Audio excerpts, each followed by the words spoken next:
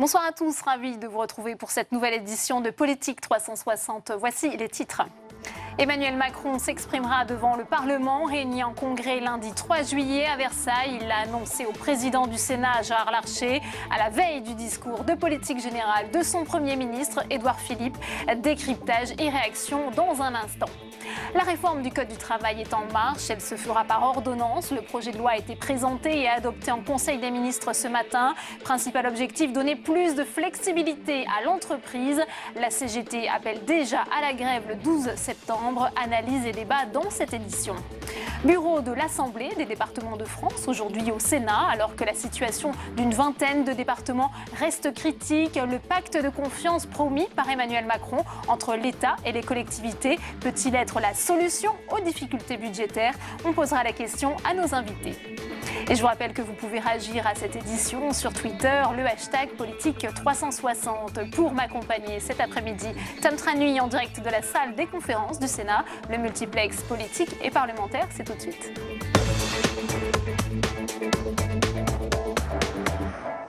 Cette fois, c'est confirmé, il y aura bien un congrès lundi prochain. Après avoir rencontré François de Rugy, fraîchement élu président de l'Assemblée nationale, et Gérard Larcher, le président du Sénat, Emmanuel Macron a annoncé qu'il s'exprimera devant les députés et les sénateurs à Versailles, comme le permet la révision constitutionnelle de 2008. Mounir Soussi.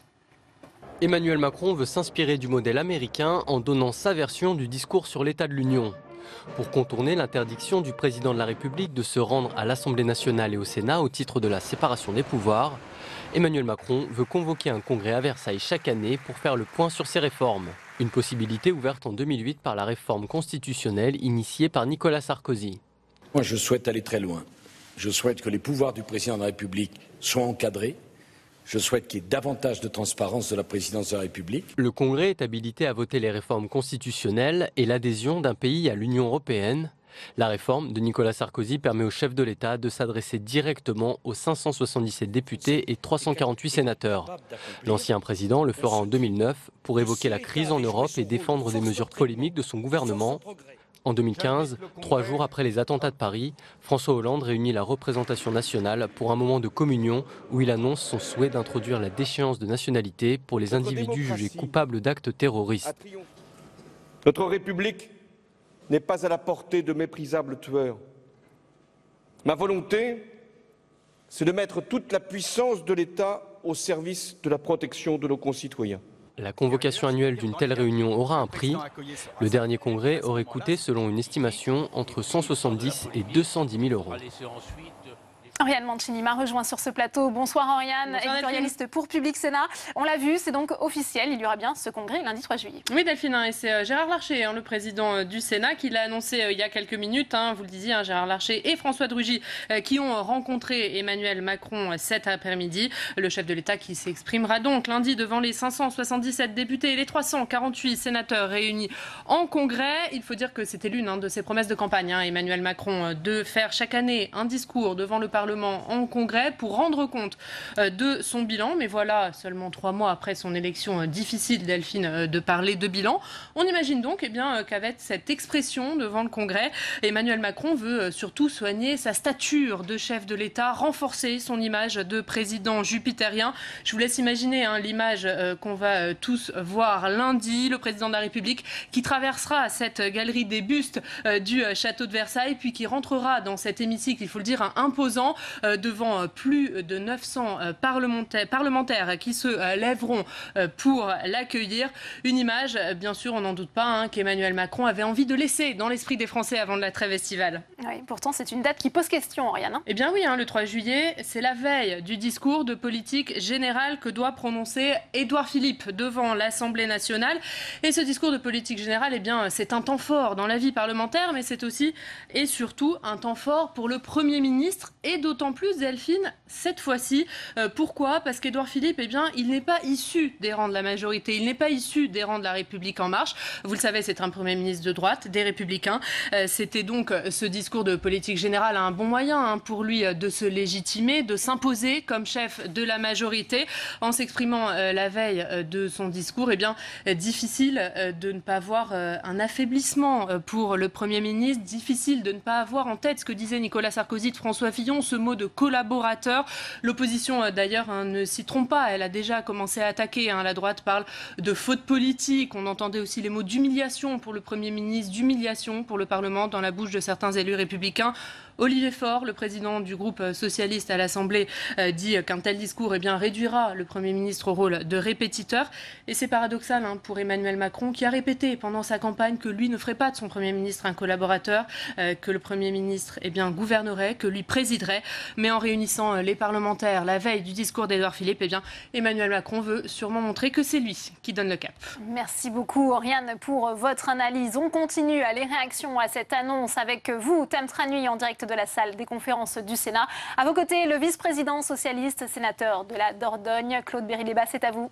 Oui, Claude Bérit-Débat, que dire de ce congrès de Versailles de lundi prochain, lors duquel on va voir Emmanuel Macron s'adresser aux parlementaires réunis. Est-ce qu'il y a une volonté d'imprimer sa marque, de solenniser sa parole devant les parlementaires?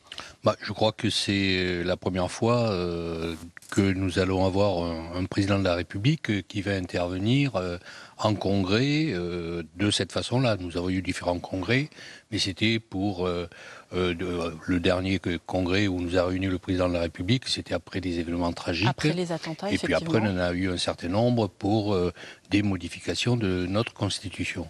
Bon, là, le président de la République l'avait annoncé, mais le faire avant, 2 jours avant la présentation de politique générale. Oui, 24 heures avant le discours d'Édouard Philippe, effectivement. Bon, peut interroger. Bon, voilà. Il lui grille la politesse, selon vous, ça affaiblit le Premier ministre? Je ne sais pas si ça grille la politesse, mais effectivement, ça montre que c'est le président de la République qui a la main en matière d'annonce, etc. Alors, on peut se poser la question après l'intervention, je ne sais pas qu'est-ce qu'il y aura dans l'intervention, après l'intervention du président de la République, ce que pourra dire le Premier ministre. Est-ce que il y aura des grandes lignes qui seront données par le président de la République et ensuite le Premier ministre rentrera un peu plus dans le détail. Mais c'est quelque chose de vraiment surprenant. Est-ce que pour autant le Premier ministre sortira affaibli? Nous sommes dans un nouveau régime présidentiel. Tout est inédit. Tout est inédit. Bon, ça me surprend. Je pense que autant on peut concevoir, on peut comprendre une réunion en congrès avec des parlementaires pour écouter au bout d'un an, au bout de 6 mois.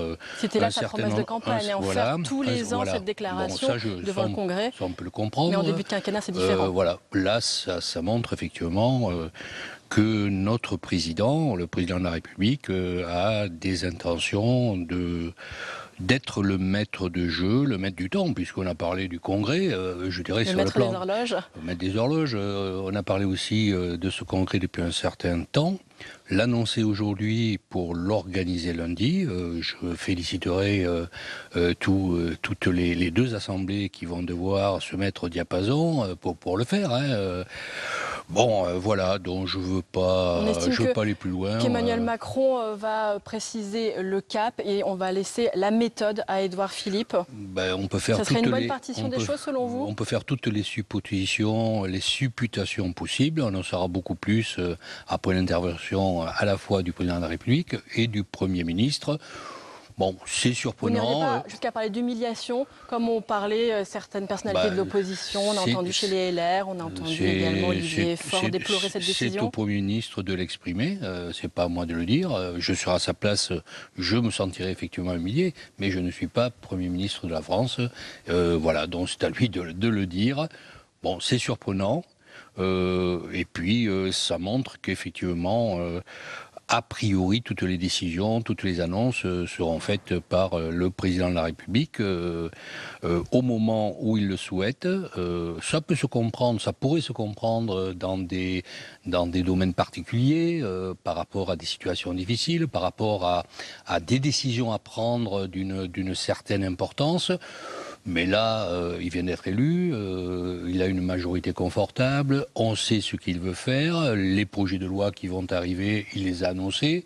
Bon, voilà, beaucoup d'interrogations avec un mode, je dirais, de notre président tout à fait différent de ce que nous avions jusqu'à présent. Bon, on verra. Eh bien, Merci beaucoup Claude Berry-Débat pour votre commentaire et donc rendez-vous lundi pour en savoir plus sur l'intervention d'Emmanuel Macron. Bien sûr. Tout à fait, nous aurons des choses concrètes à parler. Merci à vous, Tam, pour cette réaction en direct.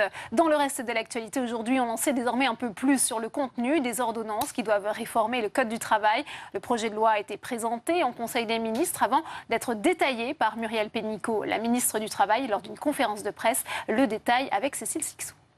C'était son baptême du feu, Muriel Pénicaud face à un parterre de journalistes pour présenter sa réforme du Code du travail. Et au menu, 3 grands objectifs. Le premier, clarifier les règles entre la loi, les branches et l'entreprise. Pour s'adapter au mieux aux spécificités de chaque entreprise, la ministre propose de redéfinir les rôles, ce qui ne laisse pas pour autant la place à une inversion de la hiérarchie des normes. Il n'y aura pas de code de travail par entreprise. Voilà, ça ni queue ni tête. Donc il y a des moments où il ne faut pas aussi se faire... parce qu'on parle de principe d'aversion, on croit que tout est par-dessus tout. Non, la loi prime, simplement elle n'a pas vocation à connaître la réalité de chacune des 3 millions d'entreprises. Il y a des problèmes qu'elle ne peut pas régler, il y a des choses qu'on traite au niveau de la branche, des choses qu'on a au niveau de l'entreprise. Donc chacun a sa place et c'est l'articulation de la loi, de la branche et de l'entreprise qui fera un système sain et qui fonctionne bien. Deuxième objectif, simplifier et renforcer le dialogue social en généralisant par exemple la fusion des instances représentatives dans l'entreprise, comité d'entreprise, délégué du personnel et CHSCT. Enfin, le projet prévoit de sécuriser les relations de travail entre les employeurs et les salariés. La ministre entend notamment plafonner les dommages et intérêts au prud'homme, une manière de rassurer les employeurs et créer des emplois. Un boulanger qui a 5 salariés, en face de lui, il se met une enseigne ou un concurrent, il est obligé, son chiffre d'affaires baisse, il réduit d'1 salarié. Eh bien, s'il n'a pas bien formulé sa lettre de licenciement, c'est-à-dire s'il a dit qu'il licenciait mais qu'il n'a pas dit qu'il supprimait le poste, il peut être condamné au prud'homme. Ça crée le sentiment auprès de cet artisan que lui n'embauchera plus. Je peux vous dire que tous les gens qu'il connaît, ils n'embaucheront plus. Et des cas comme ça, il y en a énormément. Les consultations avec les syndicats devraient encore durer tout l'été. La CGT a d'ores et déjà annoncé une journée de mobilisation le 12 septembre. En tous les cas, le gouvernement veut aller vite. Le détail du calendrier avec Julien Desvages. C'était une promesse de campagne d'Emmanuel Macron. Agir vite en évitant les débats interminables au Parlement. Pour réformer le Code du travail, il fait donc appel à l'article 38 de la Constitution. Avec les ordonnances, le gouvernement demande au Parlement de renoncer à certaines de ses prérogatives. Première étape, avec le projet de loi d'habilitation présenté ce matin en Conseil des ministres. Le texte précise les sujets et la période de ce recours aux ordonnances. Le gouvernement compte ensuite poursuivre les consultations et les négociations avec les partenaires sociaux. Le projet de loi peut encore être amené à évoluer. Deuxième étape, entre le 24 et le 28 juillet, le texte définitif sera alors présenté au Parlement. Députés et sénateurs ne pourront pas l'amender, ils devront le voter tel quel. Ces ordonnances devront ensuite passer devant le Conseil d'État avant le 28 août. Enfin, dernière étape, le 20 septembre, où le texte doit être adopté de manière définitive en Conseil des ministres. Et autre réaction à cette réforme du Code du travail par ordonnance avec le secrétaire national du Parti communiste, sénateur de Paris, Pierre Laurent. Il répond aux questions de Tam Tranui. Oui, Pierre Laurent, Muriel Pénicaud parle de ces ordonnances sur la loi travail comme de textes apportant plus de liberté et de sécurité pour les salariés comme pour les entreprises. Est-ce que vous reconnaissez de la modération dans le message ? Non, pas du tout, parce qu'il y a beaucoup de communication, ça dure maintenant depuis plusieurs semaines. On a toujours le même discours, mais en vérité, on voit bien que le gouvernement, et ça se voit de plus en plus, cherche à masquer le contenu précis du projet. Et pour une raison très simple, c'est que derrière l'exercice de communication sur la flexibilité, il y a en fait un détricotage de la plupart des garanties qui entourent le contrat de travail, le niveau de rémunération, le temps de travail. Donc un projet extrêmement inquiétant. Et je pense que l'opération de camouflage du gouvernement a assez duré. Il faut maintenant qu'il mette son projet sur la table pour qu'on puisse en parler sérieusement. Alors justement, les ordonnances ont été un petit peu dévoilées aujourd'hui. Alors effectivement, il y a notamment cette nouveauté du contrat de projet, c'est-à-dire ce qu'on a dans le BTP, le contrat de chantier, un CDI, mais qui serait lié à un projet. Qu'est-ce que vous pensez de l'ouverture des discussions sur ce sujet? C'est un signe inquiétant de plus. En vérité, on connaît effectivement ce type de contrat. C'est un contrat qui est soi-disant à durée indéterminée, mais qui a un objet très limité et un temps limité, en vérité. Donc, en fait, on introduit à travers ça une nouvelle possibilité de précariser l'emploi avec des facilités de licenciement accrues. Et comme le commencent à le dire beaucoup de syndicalistes, on ne voit pas le rapport entre ces facilitations données et la création d'emplois. Parce que pour faire reculer le chômage, il va falloir créer des emplois et créer beaucoup d'emplois. Donc en vérité, le débat sur la création d'emplois est absent. Et ce qu'on nous propose, c'est un projet de flexibilisation et en vérité de précarisation accrue de l'emploi. Point final. Et il faut que le gouvernement arrête de nous raconter des histoires. Vous parliez des syndicats. Certains sont satisfaits par la façon dont se déroulent les concertations. Il y a eu Jean-Claude Bailly qui s'est exprimé ce matin dans Le Monde. Pour lui, ça va dans le bon sens. Est-ce que le gouvernement s'y prend bien avec les syndicats ? Écoutez, pour savoir si ça va dans le bon sens, il faudrait avoir le texte. Or, tous les syndicalistes le disent, il n'y a aucun texte qui soit véritablement sur la table. Il y a des discussions, certes, peut-être intéressantes, certes bienveillantes. Les ordonnances qui paraissaient assez précises, dévoilées quand même en Oui, mais on sait que tant qu'on n'a pas le texte entre les mains, en vérité, on ne sait pas grand-chose des intentions précises. Avec les ordonnances, on n'a que le cadre.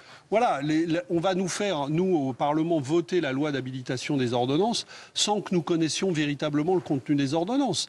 Et c'est d'ailleurs le problème posé par la méthode des ordonnances elles-mêmes. Vous déplorez que le Parlement n'ait pas plus son mot à dire? Mais bien sûr, parce que là, on est en train de marginaliser le Parlement. Il va être marginalisé avec la loi d'habilitation des ordonnances, qui est une loi où on se dessaisit du pouvoir législatif au profit du gouvernement. Et quand nous aurons à ratifier les ordonnances fin septembre, si on s'en tient au calendrier gouvernemental, on nous dira au Parlement, vous n'avez plus le droit de toucher le texte puisqu'il a été discuté avec d'autres, avec les syndicats. Donc en vérité, on est en train de mettre le Parlement hors jeu du débat et de la réalité du contenu du texte. Une toute dernière question plus personnelle, Pierre-Laurent. Est-ce que vous allez vous représenter pour les élections sénatoriales en septembre prochain? Oui, c'est probable, oui. C'est en discussion à Paris avec mes camarades, mais très probablement, je serai le candidat aux élections sénatoriales et tête d'une liste que nous présenterons à ces élections. Et est-ce que vous espérez avoir un groupe? Ça pourrait être difficile.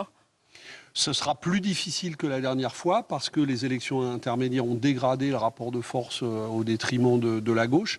Mais nous pensons et nous nous battons pour ça, avoir un groupe dans la prochaine Assemblée sénatoriale, oui. Merci beaucoup Pierre-Laurent. Donc vous serez a priori encore parlementaire pour parler de toutes les réformes d'Emmanuel Macron lors de la prochaine session. Merci à vous, Tam. Alors, il manquerait 9 milliards d'euros à la France pour respecter les engagements européens de maîtrise des déficits publics. Un audit de la Cour des comptes est attendu demain. Il doit éclairer le gouvernement sur la situation des finances publiques. Mais déjà, des éléments ont fuité dans la presse. Quentin Calmy. Septembre 2016, le gouvernement l'assure, le déficit passera bien sous la barre des 3% en 2017. Je confirme notre objectif de ramener le déficit public à 2,7% l'an prochain. Cet engagement, nous le tiendrons. Une prévision jugée insincère aujourd'hui par la Cour des comptes. Le canard enchaîné s'est procuré l'audit commandé par l'exécutif et le constat est sévère. Les prévisions ont été délibérément enjolivées et il manquerait aujourd'hui 8 à 9 milliards d'euros. Depuis des mois, la droite dénonce ces prévisions, allant jusqu'à refuser d'examiner le budget en novembre dernier au Sénat. Un événement extrêmement rare sous la Ve République. Aujourd'hui, ces sénateurs ont le sentiment d'avoir eu raison. Selon eux, le budget 2017 était clairement électoraliste. Il y a eu sans doute la volonté d'être un peu trop optimiste pour des raisons peut-être liées au calendrier électoral. Et puis il y a aussi eu la volonté de faire des cadeaux, notamment avec une perspective électorale. Je pense par exemple à la masse salariale de l'État qui a augmenté de 4%. Donc on a lâché un peu les vannes en se disant de toute façon c'est les élections et puis soit on est élu, soit ce sera nos successeurs. Les dépenses de logement, l'hébergement d'urgence, des dépenses militaires, tout ça a été comme toujours un petit peu sous-estimé. Et puis aujourd'hui on découvre malheureusement un certain nombre de choses qui étaient restées sous le tapis mais qu'on doit payer. Le nouvel exécutif entend bien rester sous la barre des 3% de déficit, un objectif difficile à concilier avec les dizaines de milliards d'euros de promesses électorales. Et on continue notre multiplex parlementaire avec le sénateur socialiste François Marc qui répond à Tam Trani pour une réaction à ce dérapage des finances publiques. François Marc, alors selon le Canard enchaîné qui aurait consulté le rapport de la Cour des comptes, eh bien il manquerait 9 milliards d'euros à la France pour qu'elle respecte l'année prochaine ses engagements budgétaires européens en matière de déficit. Alors le précédent gouvernement n'a pas tenu ses promesses ? Je crois que c'est présenter les choses d'une façon curieuse que de s'exprimer comme ça, parce que le Canard enchaîné publie quelque chose qui semble provenir de la Cour des comptes. La Cour des comptes fait ses calculs, elle est dans son rôle. Et donc elle évalue, elle tient compte d'un certain nombre de choses et ne tient pas compte de certaines autres choses. Mais bon, ce n'est que de la comptabilité. Je pense que ce qui est important, c'est le débat politique. Le débat politique n'a pas eu lieu sur les questions budgétaires et financières. On vient de vivre une présidentielle où on n'a pas parlé un seul instant du débat budgétaire. On n'a pas parlé de tous les agrégats financiers. Mais est-ce que le précédent gouvernement n'a pas laissé filer le déficit et laissé l'ardoise pour les suivants ? Le précédent gouvernement a réduit le déficit public de la France, qui est aujourd'hui autour de 70 milliards. Et on sait que sous Sarkozy, ce déficit avait atteint 150 milliards. Donc, dire que le gouvernement n'a pas fait son travail, c'est peut-être aller un peu fort en besogne. Mais c'est vrai que quand on fait le budget chaque année, on a des aléas, on a des incertitudes. Et on a à tenir compte de l'état du pays. Aujourd'hui, le déficit est autour de 70 milliards. Il faudra le réduire. C'est ce que le gouvernement précédent s'est attaché à faire du mieux qu'il a pu. Et c'est ce que le gouvernement à venir va sans doute essayer de faire. Mais les engagements qui ont été annoncés, c'est surtout des engagements de baisse des recettes. Donc on ne voit pas très bien comment le gouvernement va procéder dans les mois qui viennent. On se demande bien comment il va faire. On va en parler. Mais qu'est-ce qui explique qu'on ne soit pas à 2,8% comme le prévoyait les prévisions de Michel Sapin, mais à 3,2%? Alors, je crois comprendre que les chiffres annoncent 3,2% et je crois entendre aussi le propos de Michel Sapin qui dit que 10 milliards ont été gelés en ce qui concerne les dépenses. Bon. Si on prend en compte cet élément-là, il n'y a aucune insincérité, parce que si le gouvernement, comme tous les autres gouvernements, fait un budget avec une part d'aléa sur la conjoncture et sur les recettes fiscales, et qu'il gèle donc les dépenses qui lui paraissent devoir être gelées à hauteur de 10 milliards, je pense qu'on est dans les purs et on est en dessous de 3%. Bon, donc il faut regarder ça de près dans le débat politique autour de ces sujets, mais pas dans un débat de comptabilité, parce que les comptables, vous savez, c'est comme les gens qui chaque soir du Tour de France vont faire les comptes pour savoir le temps des coureurs, et puis qui vont annoncer le classement. Mais ce n'est que de la comptabilité, c'est du décompte.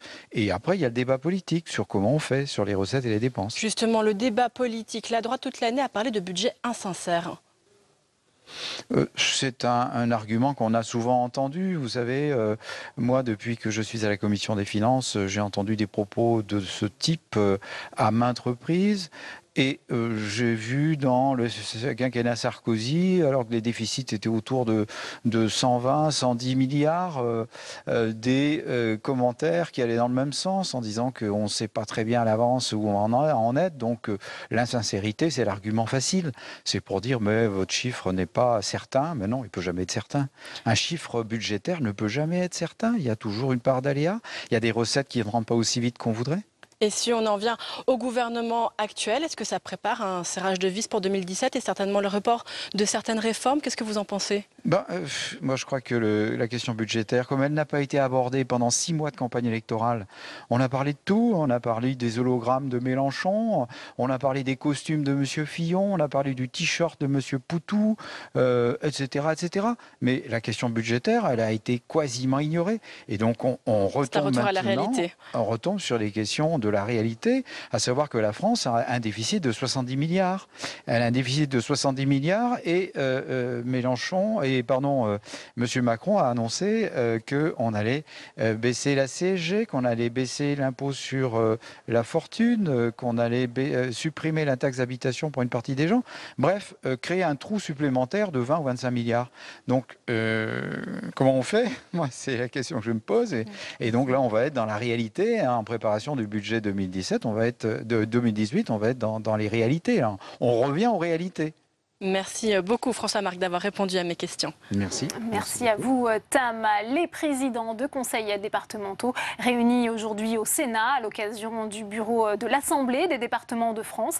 Alors que la situation financière des départements reste toujours explosive, certains ont d'ailleurs fait le choix d'en appeler à Emmanuel Macron. C'est le cas du Lot-et-Garonne. Ce département rural du sud-ouest de la France doit faire face à de graves difficultés. Il lui manque 20 millions d'euros pour boucler son budget. Du coup, il investit moins dans les services et doit faire preuve d'imagination pour réaliser de précieuses économies. Reportage de Fabien Recker. Fabien Dupré a un cheval de bataille. Le directeur des infrastructures du Lot-et-Garonne désespère de voir la route nationale 21 enfin modernisée. La N21 est la dernière route à la charge de l'État dans le département. En 2011, il s'était engagé à financer 60% des travaux. Mais à ce jour, seulement 4 petits kilomètres ont été réaménagés. L'élargissement de cet axe Agen-Villeneuve-sur-Lot est pourtant vital pour l'économie du Lot-et-Garonne. C'est absolument essentiel pour les entreprises, elles le réclament. Il faut savoir que la Chambre de commerce réécrit régulièrement au préfet et au président pour savoir où en est ce projet. Parce que toutes les entreprises qui sont situées dans le Villeneuvois, elles doivent pouvoir être liées efficacement à l'autoroute. Elles vont chercher l'autoroute. Un investissement nécessaire, mais impossible à porter seul pour la collectivité, car le Lot-et-Garonne est un département pauvre et vieillissant.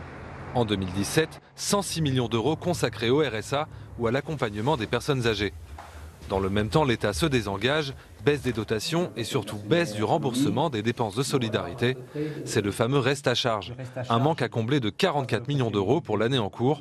Alors plus qu'une solution, se serrer la ceinture. Il faut réduire les politiques publiques d'une part et d'autre part augmenter la fiscalité, ce à quoi je me suis refusé depuis 8 ans et je vais être obligé de le faire aujourd'hui. Et l'augmenter de manière importante, c'est-à-dire que l'on va doublement sanctionner les départements ruraux qui sont plus pauvres que la moyenne des départements français et qui paient plus d'impôts parce que moins de ressources et plus de charges. Direction le cœur du Lot-et-Garonne à Damazan. Ce centre d'incendie et de secours flambant neuf a été construit grâce à des investissements départementaux. Les pompiers qui s'entraînent cet après-midi sont pour la plupart volontaires. L'année dernière, ils ont effectué plus de 400 interventions, un chiffre en hausse, dans un territoire frappé par la désertification médicale. Mais faute de moyens, le département ne parvient pas à accompagner financièrement l'augmentation des besoins. On pourrait avoir un risque, un manque d'effectifs sur notre territoire. Je rappelle que nous sommes là dans le cadre de secours à la personne.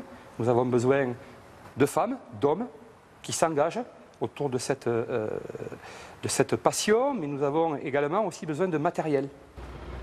Une situation tendue qui incite à la créativité. Dans ce collège d'Agen, on mange des produits du Lot-et-Garonne. Faire des économies et soutenir l'activité locale, ça passe aussi par l'assiette. La collectivité a créé un groupement d'achat afin d'approvisionner les cantines auprès des producteurs du département. À la clé, une économie de 600 000 euros et surtout un soutien indirect à la filière agricole.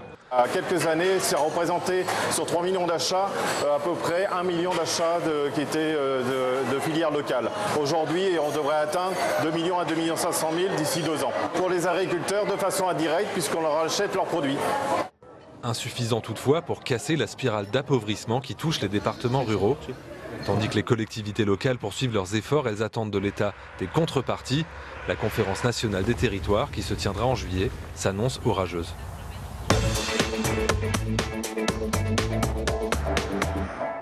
Et on ouvre le premier débat de Politique 360 avec mes invités sur ce plateau. Pierre Jamet, bonsoir. Merci d'être avec nous. Vous êtes ancien directeur général des services du département du Rhône et vous êtes auteur d'un rapport remis au Premier ministre en 2010 sur les finances départementales. On va bien sûr en parler dans un instant. Avec nous également ce soir, Jean-René Lesser, bonsoir. Vous êtes ancien sénateur du Nord, président du conseil départemental de ce même département, le Nord. Vous êtes président de la commission des finances de l'ADF, c'est l'Assemblée des départements de France. Pierre Camani est également avec nous. bonsoir. Sénateur socialiste de Lot-et-Garonne, vous présidez ce département. On a vu ce reportage de Fabien Recker d'ailleurs aujourd'hui. Première question pour vous. On sait que vous aviez interpellé Emmanuel Macron. Vous avez été reçu à l'Élysée. Que vous a-t-on dit? Est-ce que vous êtes sorti rassuré, notamment en ce qui concerne les difficultés budgétaires que rencontre votre département?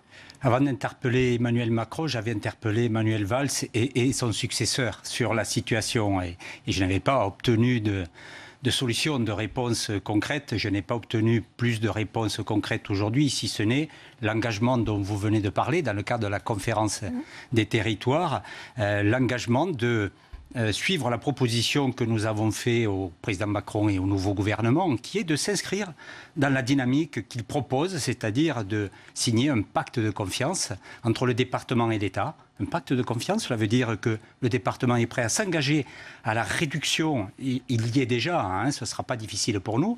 Le département est prêt à s'engager sur des critères précis à la réduction de la dépense publique, globalement. Mais comment vous faites? Quels sont vos leviers, puisqu'on vous a entendu dans ce reportage? Est-ce que ça passe forcément par une augmentation de la fiscalité? Bien sûr que non, ça ne passe pas obligatoirement par une augmentation de la fiscalité, même si nous y sommes contraints. Depuis des années, nous réduisons nos dépenses en termes de fonctionnement, en termes de réorganisation. D'ailleurs, nous avons eu un rapport, un contrôle Chambre régionale des comptes pour les années 2010 à 2015 qui a salué notre gestion.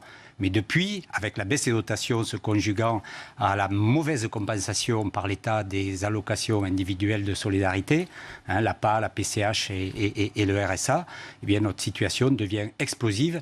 Et nous sommes aujourd'hui devant la Chambre régionale des comptes parce que nous avons inscrit effectivement une recette de 20 millions d'euros.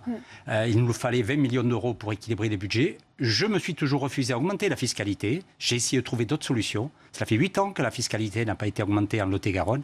Aujourd'hui, l'État n'apporte pas de solution. J'espère que demain, il nous en apportera. Nous devrons donc passer sous les fourches codines de la Chambre régionale des comptes avec une réduction pour un tiers de la somme, 6,5 millions de nos politiques publiques, et 2 tiers, une augmentation de fiscalité qui va être conséquente, puisque sur la feuille d'impôt, et vous n'êtes pas le seul, Pierre Camanou, ce sera 8% d'augmentation. Ouais. Et je ne suis pas le seul, ce sont tous les départements Une vingtaine aujourd'hui sont en difficulté. Pauvres, une vingtaine et peut-être plus, parce que même les grands départements sont en difficulté. C'est plus une quarantaine. Jean-René Le Serre. Que vous inspire justement la situation du département du Lot-et-Garonne? Vous, il y a quelques années déjà, vous tiriez la sonnette d'alarme sur la question du financement du RSA. On sait que cette dépense, finalement, a un petit peu ralenti. On dit que ça va mieux. Où est-ce que vous en êtes? Si vous voulez, il faut être très prudent lorsque l'on dit que ça va mieux dans la situation des départements, parce que on a à peine effectivement effectué des efforts considérables de politique volontariste pour le retour à l'emploi des allocataires du RSA, qui, c'est vrai, produisent des résultats qui sont des résultats positifs, et les entreprises jouent le jeu. Que nous arrive le problème des mineurs non accompagnés, ce qu'on appelait autrefois les mineurs étrangers isolés. Chez moi, c'est une facture qui pourrait passer sur une année de 30 à 60 millions d'euros. Donc il y a un vrai problème. Alors on n'est pas le cœur des pleureuses, il ne faut pas s'y tromper non plus. Il ne faut pas que l'État oublie que les départements, c'est l'assurance vie de la République. C'est-à-dire que les personnes en situation de grande fragilité aujourd'hui, qui voient-elles? Les salariés, les agents départementaux. Les seuls qui remettent effectivement à l'emploi des personnes qui sont éloignés de l'emploi, ce sont les entreprises avec l'appui des départements. Et puis nous avons la charge effectivement des personnes en situation de handicap, les personnes âgées. Donc si les départements n'arrivent pas à équilibrer correctement effectivement leurs comptes, c'est une explosion qui se fera au niveau du pays. Ouais. Et ça, il faut aussi que l'État l'entende. Alors, c'était évoqué sous le précédent gouvernement, il y avait eu cette tentative de recentralisation du financement, notamment des allocations sociales type RSA par l'État. Est-ce que ça serait une solution, Pierre Jamet, selon vous? Je crois que, honnêtement, il ne faut pas croire au Père Noël, et il n'y aura pas d'argent qui va arriver dans les caisses des départements comme par miracle, quel que soit le gouvernement. Je crois qu'aujourd'hui, les départements ont un vrai rôle. Tant qu'on n'a pas réformé cela, ce sont les garants des péréquations, des solidarités humaines, par l'ensemble des compétences qu'ils ont dans le domaine du médico-social ou du social pur. Ils ont fait beaucoup, notamment la gestion de toutes ces questions a été considérablement améliorée avec la décentralisation. Aujourd'hui, on est arrivé à un système qui atteint ses limites par une complexité administrative, par une juxtaposition en tuyau d'orgue de chacun des publics, de chacune des administrations, de chacune des gestions d'allocations les uns des autres, et il faudrait être dans une situation capable de repenser complètement l'organisation. Je crois qu'il est le moment de le faire. C'est quand même assez... C'est un peu l'objectif déjà de la loi NOTRe. Est-ce que l'occasion n'a pas été manquée? J'allais y venir. C'est quand même extraordinaire. La loi NOTRe a pratiquement touché tous les secteurs d'activité, que ce soit des collectivités départementales ou régionales. Le seul domaine qui n'a pas été touché par la loi NOTRe, c'est le social et le médico-social. Est-ce un hasard? Est-ce une volonté politique? Ça fait un peu peur à tout le monde et c'est pourtant là qu'il y aurait le plus à faire. Ouais. Pierre Camani, que devrait prendre en charge l'État, selon vous, justement, pour alléger le poids qui pèse sur les départements aujourd'hui? L'État, aujourd'hui, doit prendre en charge les difficultés des départements ruraux. Parce que tous les départements ne sont pas à la même enseigne dans notre pays. Il y a des départements qui s'en sortent bien parce qu'ils disposent d'une métropole, parce qu'ils sont situés sur le littoral et qu'ils ont une ressource fiscale dynamique, naturellement dynamique. Les droits de mutation, les ressources fiscales des départements, c'est essentiellement les droits de mutation et le foncier bâti. Les départements ruraux, ces ressources-là, elles ne sont pas dynamiques, au contraire, elles se rétractent même. La même année, l'an dernier, quand les droits de mutation augmentent 4% en Lot-et-Garonne, et c'est une très bonne année, ils augmentent 27% en Gironde, parce qu'il y a la métropole bordelaise.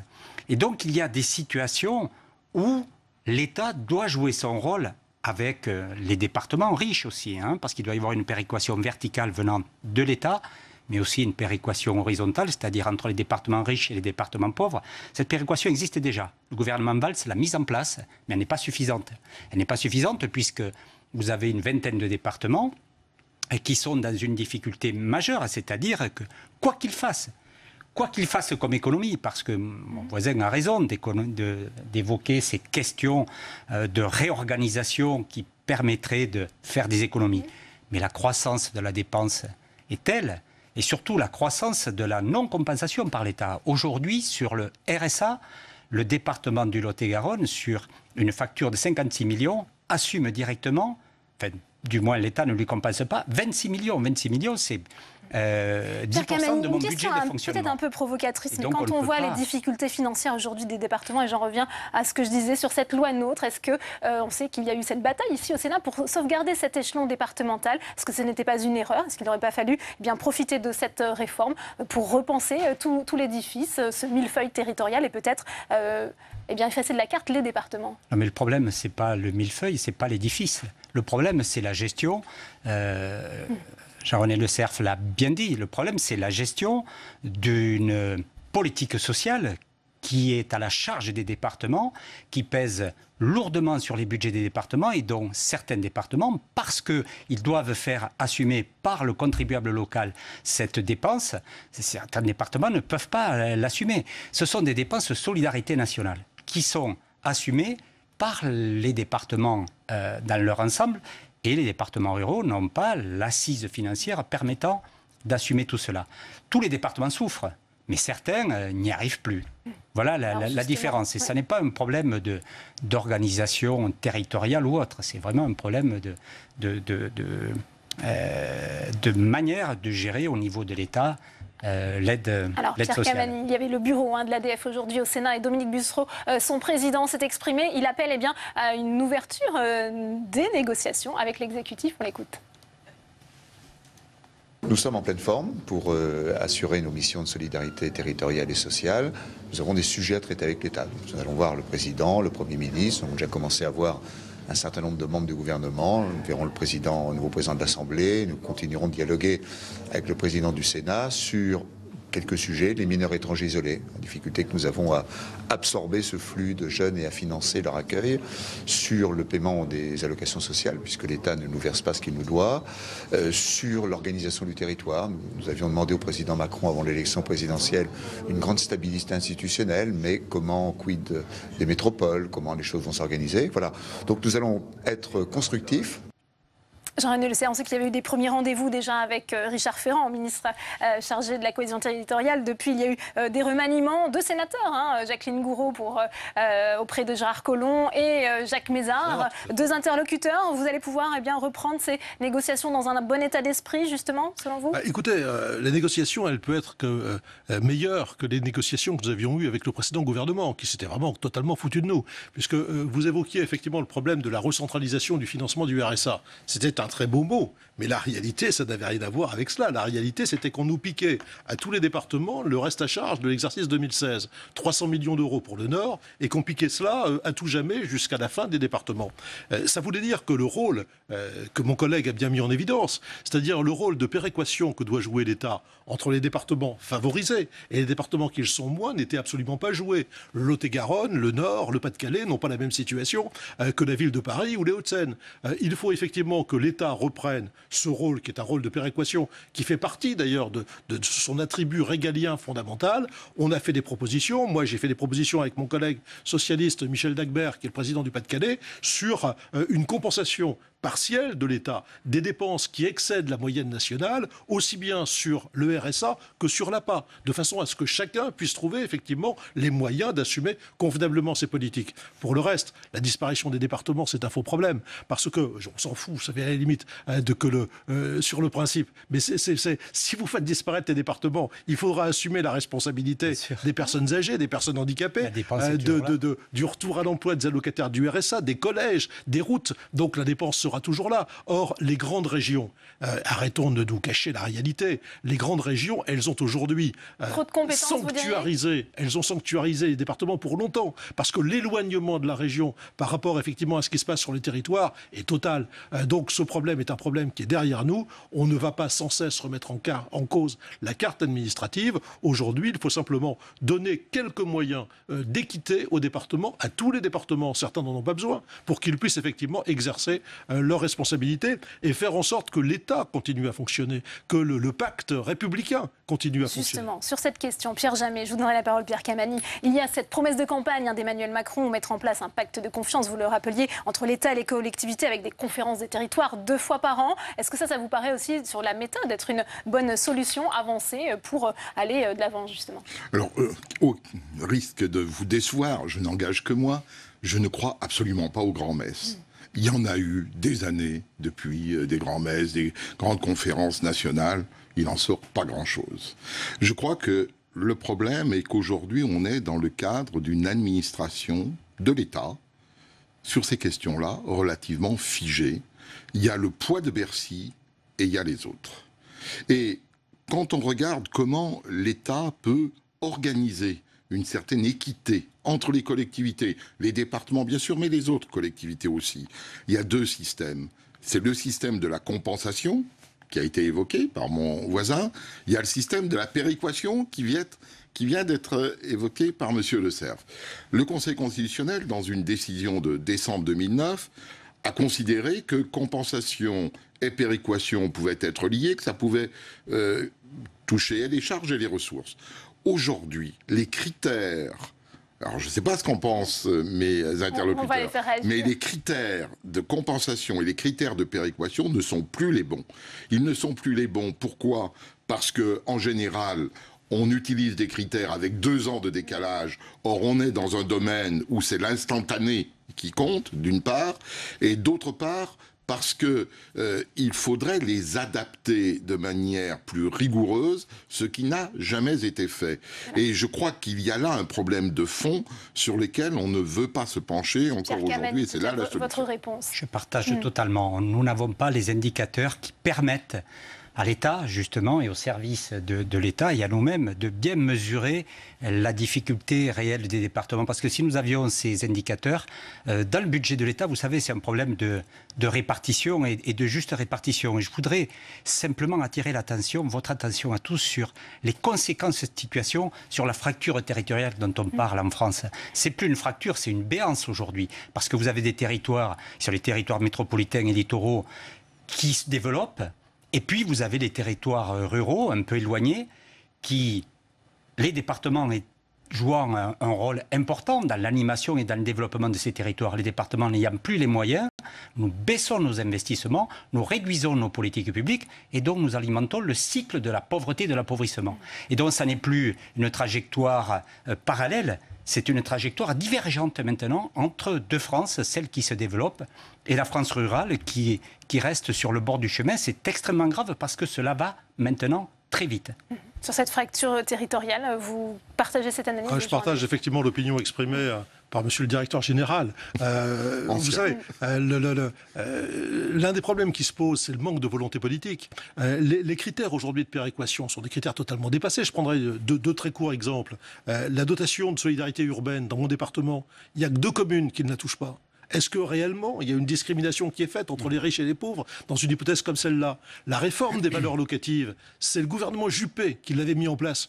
Est-ce qu'elle a abouti aujourd'hui? Non. Eh bien, écoutez, il y a un nouveau gouvernement, il y a un nouveau pouvoir. J'espère que cette fois-ci, le courage politique, on va l'avoir. Ouais. Pierre Jamet, peut-être. Je vais vous donner une anecdote assez intéressante. Lorsque j'ai remis le rapport au Premier ministre en avril 2010, il y avait eu quelques modifications gouvernementales. Il y avait un ministre chargé des collectivités locales, je crois me souvenir que c'était M. Richert, et avec un directeur de cabinet qui connaissait bien, qui était très compétent. Nous avions présenté des modifications, des propositions de modification des critères de péréquation et de compensation. Objectivement, ils m'ont demandé mon avis après avoir fait mouliner tous les ordinateurs de la DGCL. La première version, je l'ai dit, le directeur de cabinet de l'époque qui occupe d'autres fonctions aujourd'hui m'a dit « je suis d'accord avec toi ». On va aider des départements qui n'en ont pas besoin. Certains de mes collègues me disaient « mais on touche une subvention ». Mais vraiment, on se demande pourquoi. On la prend puisqu'on nous la donne. Donc on a fait remouliner chose, ça a été fait avec beaucoup de bonne volonté et on est arrivé pratiquement au même résultat. C'est-à-dire tant qu'on n'a pas remis à zéro les compteurs, la réflexion, comme c'était dit par mes 2 interlocuteurs, si vous voulez, eh bien je crois qu'on n'en aboutira pas. Il faut vraiment reprendre les choses jusqu'au bout. Problème d'organisation, problème d'assurer effectivement une péréquation correcte. Eh bien, peut-être pour conclure très rapidement, Pierre Camani. De courage politique, je pense, effectivement. Je partage le message. Jean-René Le Cerf. Voilà, il y a un nouveau gouvernement et nous espérons que nous pourrons avancer. Merci Pierre Camani, merci Jean-René Lasserre, merci à vous. Pierre Jamet. Dans le reste de l'actualité, aujourd'hui au Sénat, Jean-Michel Blanquer, ministre de l'Éducation nationale, qui a été auditionné. Il était très attendu sur la délicate question des rythmes scolaires, alors que le décret autorisant le retour à la semaine de 4 jours est paru aujourd'hui au journal officiel. Jérôme Rabier. Paru aujourd'hui au journal officiel, le décret prévoyant de nouvelles dérogations sur les rythmes scolaires ne laisse place à aucun doute. Chaque commune fera comme elle le souhaite et pourra revenir à une semaine d'école de 4 jours. Au Sénat, où le dossier est suivi de longue date, cette décision est un véritable retour en arrière. Et je dirais même que c'est chronique d'une mort annoncée. C'est la panique totale parce que puisque certains pourront revenir des écoles, pas d'autres, sur un même territoire, dans une interco, c'est instaurer la pagaille. Donc à mon avis, c'est pour que... à la rentrée, il n'y ait plus que des semaines de 4 jours. Alors que le rapport sénatorial sur la question publié il y a 3 semaines préconisait de conserver la semaine de 4 jours et demi, ou à défaut de rogner sur les vacances scolaires pour ne pas surcharger les journées, aucune de ces 2 solutions n'a été retenue. Et c'est désormais la question du maintien du fonds de soutien aux communes qui inquiète les élus.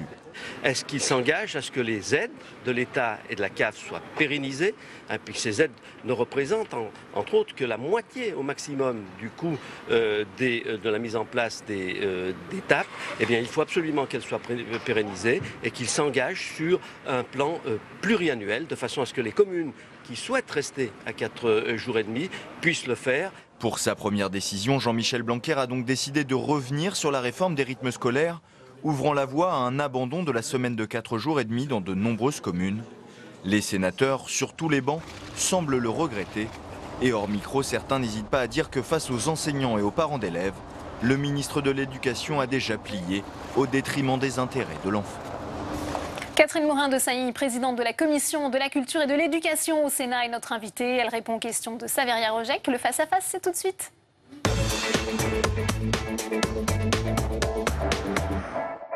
Bonjour, Catherine Morin-Desailly. Bonsoir. Bonsoir, vous venez donc d'auditionner le ministre de l'Éducation nationale. Que retenez-vous de cette audition? Qu'est-ce qui vous a marqué? Est-ce que Jean-Michel Blanquer a répondu à toutes vos interrogations? Il y a eu beaucoup de questions de la part des collègues sénateurs très diverses qui ont toutes tourné autour du souci en fait qui est bien la réussite de l'élève, son bien-être, son épanouissement. Et c'est heureux que la boussole des sénateurs, ça soit cela. C'est la boussole visiblement également du ministre de l'Éducation nationale qui est apparu comme quelqu'un d'extrêmement pragmatique et à l'écoute. Moi, ce que je note, c'est qu'il souhaite établir la confiance, que nous soyons dans une relation de confiance au cœur de la communauté éducative qui est constituée, je rappelle, des enseignants, des parents et des élus locaux qui organisent l'école aux côtés de l'éducation nationale et donc restaurer la confiance pour créer de l'union autour de cet objectif à atteindre. Alors, pragmatique, il prend quelques mesures de bon sens qui correspondent à un ressenti, à une analyse des territoires et je crois que c'est important d'écouter aussi ce que nous disent les territoires. Alors, sur les mesures, sur les annonces, il y a quand même certaines qui ont fait beaucoup parler, en particulier les rythmes scolaires, le décret sur la possibilité du retour à la semaine de 4 jours entre en vigueur aujourd'hui. Mais les enseignants, les parents d'élèves et puis bien sûr les élus locaux restent dans l'incertitude. Pourquoi ? Ils restent dans l'incertitude parce que d'abord, le décret n'a été publié que ce matin. Donc cette annonce qui était anticipée n'avait pas été concrétisée officiellement de manière à pouvoir agir pour les communes qui préparent la rentrée, pour les équipes pédagogiques qui commencent aussi à s'organiser, bien sûr les familles. C'est chose faite depuis ce matin. Ce décret ne préconise pas de revenir à la semaine de 4 jours de manière uniforme sur l'ensemble du territoire. C'est une possibilité offerte dans les cas de plus grandes difficultés. Je crois qu'il faut être assez lucide. La situation sur les rythmes scolaires est d'abord assez hétérogène. Il y a des vraies réussites. La commission d'information du Sénat qui a travaillé a noté de vraies réussites, mais a aussi constaté encore de grandes difficultés d'application. Il faut bien dire que cette réforme a été appliquée sans concertation, il y a 2 avec ans, de graves difficultés. Vent debout contre cette réforme. Aujourd'hui, on sent que les choses sont plus apaisées. Les choses sont plus apaisées tout simplement parce que les élus se sont donné énormément de mal pour bon an, mal an, malgré les difficultés budgétaires, de ressources en matière de locaux et de personnel, ils se sont adaptés, somme toute. Mais il reste des points de difficulté, notamment en milieu rural. Et ça, on ne peut pas fermer les yeux là-dessus. Donc c'est une forme de pragmatisme qui a conduit, on l'a bien vu lors de l'audition, le ministre, à ouvrir cette possibilité. Ça ne veut pas dire que c'est une préconisation généralisée. Oui, mais alors justement, vous en parlez à l'instant, l'Association des petites villes de France, elle la dénonce aujourd'hui. La précipitation, le manque de concertation. Vous les comprenez? Ils ont raison d'être inquiets? Les élus, nous l'avons redit au ministre, doivent absolument faire l'objet d'un partenariat. À partir de maintenant, ils ont été trop maltraités ces dernières années. Ils doivent être considérés comme des partenaires à part entière. Et quelle que soit la décision, notamment quand elle affecte l'organisation de l'école, la mise à disposition de moyens par les communes, eh bien, doit être en effet anticipé, débattu, discuté.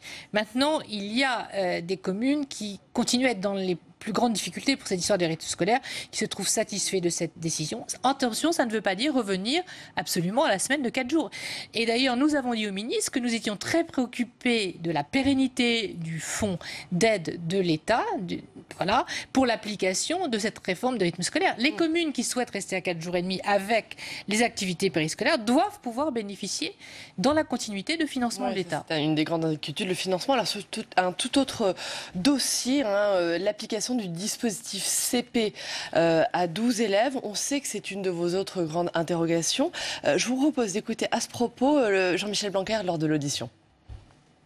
Les études montrent que le dédoublement des classes dans les toutes petites classes a réellement un impact et que c'est à ce moment-là que le sujet du taux d'encadrement peut en effet être posé avec efficacité. Alors, c'est évidemment quelque chose qui pose des défis pratiques et je ne l'ignore pas. Et de ce point de vue-là, je dois dire que nous avons rencontré un très bon accueil des communes même si nous savons bien que toutes les communes ne peuvent pas arriver à 100% de l'objectif pour la rentrée prochaine. Nous l'avons dit dès le début et ça ne doit pas être vu comme un problème. L'objectif est, vous le savez, pour la rentrée 2018, d'arriver au dédoublement des CP et des CE1 en REP et en REP+, et nous avons plusieurs mois pour nous y préparer. Voilà, Catherine Morin-Desailly, ce que dit Jean-Michel Blanquer, le ministre de l'Éducation nationale, c'est que le dédoublement, ça marche. Est-ce que vous êtes d'accord ? Il faut voir de manière pratique. Le ministre dit qu'il a été en contact avec de nombreux élus pour organiser de manière très concrète et matérielle cette rentrée. Il souligne tout de même le fait que peut-être que ça ne pourra pas se faire d'un coup d'un seul et qu'il faudra quelques mois d'adaptation. Nous allons bien sûr sur le terrain interroger nos élus. D'ailleurs, ils vont tout de suite nous contacter, nous sénateurs, qui les représentons ici au Sénat, pour nous dire dans quelle mesure c'est facilement applicable ou non. En tout état de cause, il faut du personnel supplémentaire et il faut des locaux supplémentaires. Certaines écoles en disposent, d'autres peut-être pas, donc c'est là qu'il faudra aviser. Alors justement, l'inquiétude là, des enseignants, des syndicats d'enseignants, ce qu'on a pu entendre, c'est que ce dédoublement se fasse au détriment d'autres élèves. Comment cela va-t-il se passer justement pour que ça ne se fasse pas au détriment d'autres élèves ? Il faudra en effet veiller à ce que cela ne signifie pas fermer des classes dont on estime que finalement les effectifs sont pas assez importants. D'ailleurs, les élus en milieu rural, aujourd'hui dans mon département de la Seine-Maritime, me posent la question, ok pour ces dédoublements, mais est-ce que ça ne va pas se faire au détriment de nos classes en milieu rural, dont on estime que parfois il faut qu'elles soient regroupées, voilà, il faut un certain nombre d'élèves pour les maintenir. Donc il faudra être très vigilant en effet là-dessus pour qu'il y ait un principe d'égalité, d'équité des territoires qui perdurent. Dernière question, Jean-Michel Blanquer dit vouloir revaloriser le métier d'enseignant. Comment on revalorise ce métier ? Est-ce que c'est forcément par la rémunération ? Il y a la rémunération, mais il y a aussi et surtout, on en a parlé, c'est une préoccupation des sénateurs, c'est la formation des enseignants. Je crois qu'accorder de l'importance à la formation initiale et continue des enseignants est absolument essentiel pour restaurer l'attractivité aussi du métier. Précisément, comment on restaure cette attractivité ? Comment on revalorise ce métier ? Eh bien, en accordant de l'importance à la fois à, bien sûr, cette formation initiale et continue. Il y a en effet la question de la rémunération, mais il y a aussi en même temps restaurer, en quelque sorte, l'autorité de bonne loi de l'école et de l'enseignant. Je crois que l'enseignant, il a besoin d'être considéré parce que c'est lui qui apporte la transmission. Alors c'est vrai qu'à l'heure du numérique, on se pose beaucoup de questions aussi sur l'évolution du métier de l'enseignant, mais il y aura toujours des enseignants. Le rôle des écrans, le rôle des tablettes, c'est une des questions qui a été posée au ministre lors de cette édition. Et on fait un travail dessus d'ailleurs en ce moment au niveau de la commission. Je prépare un rapport. Quoi qu'il arrive, l'enseignant restera toujours nécessaire à la classe parce que c'est lui qui éclaire, c'est lui qui forme l'élève, qui lui inculque cet esprit critique, cette notion de responsabilité, ce regard aussi citoyen sur les choses.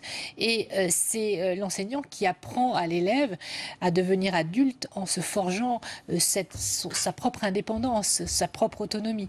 Donc l'enseignant sera toujours nécessaire pour éclairer utilement l'enfant à apprendre à être un adulte responsable et à la fois qui exerce son esprit critique. Donc je crois beaucoup au rôle de l'enseignant. Je vais vous faire une confidence, j'en suis une à l'origine, donc j'aime passionnément ce métier. La transmission, c'est quelque chose d'assez extraordinaire, d'éveiller les consciences aussi des plus jeunes et de leur donner les moyens de réussir et de grandir. Mais c'est un très beau métier et qui doit vraiment être davantage considéré et en effet respecté. Très bien, merci beaucoup. Merci d'avoir répondu à nos questions. Merci. Merci Catherine Morin-Desailly. Merci à vous. Saveria, il est bientôt 19h, toujours en direct. Tout de suite, le rappel des titres de Politique 360. Emmanuel Macron s'exprimera devant le Parlement, réuni en congrès lundi 3 juillet à Versailles. Il l'a annoncé au président du Sénat, Gérard Larcher, à la veille du discours de politique générale de son Premier ministre Édouard Philippe. Décryptage et réaction dans un instant. La réforme du Code du travail est en marche. Elle se fera par ordonnance. Le projet de loi a été présenté et adopté en Conseil des ministres ce matin. Principal objectif, Objectif, donner plus de flexibilité à l'entreprise. La CGT appelle déjà à la grève le 12 septembre. Analyse et débat dans cette édition. Le déficit public pourrait déraper de 9 milliards d'euros en 2017. C'est ce que révèle le Canard enchaîné à la veille de la présentation de l'audit des finances publiques réalisé par la Cour des comptes à la demande du gouvernement. Les réactions au Sénat dans un instant. Je vous rappelle que vous pouvez réagir à cette émission en direct, le hashtag politique360. Cette fois, c'est donc confirmé. Emmanuel Macron s'exprimera bien devant les députés et les sénateurs réunis en congrès lundi à Versailles. Il l'a annoncé à Gérard Larcher, le président du Sénat, après avoir également rencontré François de Rugy, fraîchement élu président de l'Assemblée nationale. Je vous propose d'écouter Gérard Larcher. Rencontrer le président de la République, nous avons abordé ensemble à la fois la décision qu'il m'a annoncée de réunir le Congrès, de parler devant le Congrès, ce qui est constitutionnellement, j'allais dire, dans les pouvoirs du président de la République. J'en ai pris acte. Et nous avons aussi abordé la session extraordinaire, mais aussi un certain nombre de perspectives sur le débat. Donc il vous a annoncé qu'effectivement il s'exprimerait devant le Congrès. Absolument. Lundi prochain. Voilà, absolument. Voilà, je vous propose d'écouter la réaction du sénateur Philippe Bas, le président de la commission des lois ici au Sénat, au micro de Tam Trani. Oui, Philippe Bas, avec l'organisation de ce congrès de Versailles lundi, lors duquel on va assister à ce discours d'Emmanuel Macron, est-ce qu'il y a une volonté pour le président de la République d'imprimer sa marque dans un cadre particulièrement solennel, somptueux? C'est une prérogative constitutionnelle du président de la République. Depuis la réforme de 2008, notamment. Il l'exerce au moment le plus inopportun. Mais c'est son choix et personne ne peut le contester. Pourquoi c'est inopportun pour vous? C'est inopportun parce que le lendemain, il est prévu que le Premier ministre fait sa déclaration de politique générale à l'Assemblée nationale. Elle sera lue au Sénat par le premier des ministres dans l'ordre protocolaire exactement au même moment.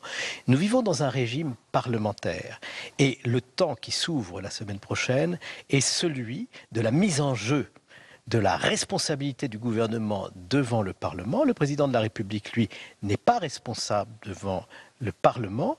Et au moment où le Premier ministre va s'exprimer, le fait qu'il lise son message devant le Congrès, lui, président de la République, a pour effet, en quelque sorte, d'effacer l'autonomie du Premier ministre devant les chambres. Et je pense que c'est une vision des institutions qui est excessivement présidentialiste dans un régime parlementaire.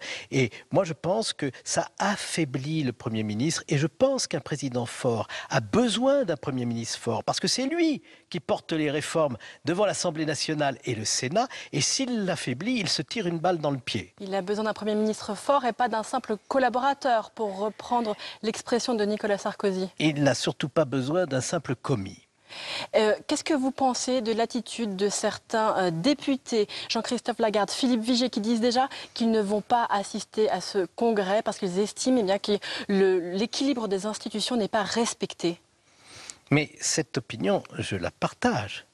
Je pense, pour ma part, puisque vous leur action me posez la question, que le président de la République exerce cette prérogative constitutionnelle. Il y a de multiples moyens d'exprimer notre désaccord avec le choix de la date qui vient perturber la mise en jeu de la responsabilité du Premier ministre devant l'Assemblée nationale.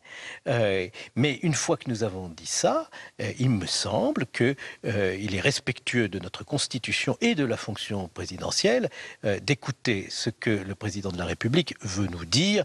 Et en réalité, en s'adressant à la représentation nationale, c'est au pays qu'il veut dire des choses. Alors attendons de savoir ce qu'il a à dire, espérons qu'il a des choses très importantes à nous dire. C'est vrai que pendant toute la campagne présidentielle, il a peu dévoilé son projet. Eh bien, moi j'attends du président de la République qu'il nous dise ce qu'il va faire, ce qu'il demande au gouvernement de faire dans les mois à venir, qu'il inscrive son action dans un calendrier très précis, qu'il nous dise quand est-ce qu'il augmente la CSG, quand est-ce qu'il supprime le bénéfice de la taxe d'habitation pour les communes de France, quand est-ce qu'il réforme le Code du travail, toutes ces mesures qu'il a annoncées et qui donnent sens à l'action à venir, que j'espère être une action de réforme ambitieuse pour mettre fin au décrochage économique de la France.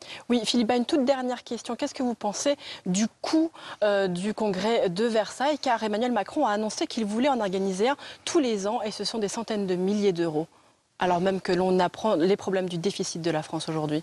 Écoutez, il y a peut-être d'autres moyens de réunir l'ensemble de la représentation nationale que de dépenser tant d'argent. Et il est évident, quand vous formulez cette question, qu'on ne peut qu'être extrêmement circonspect devant un tel niveau de dépenses.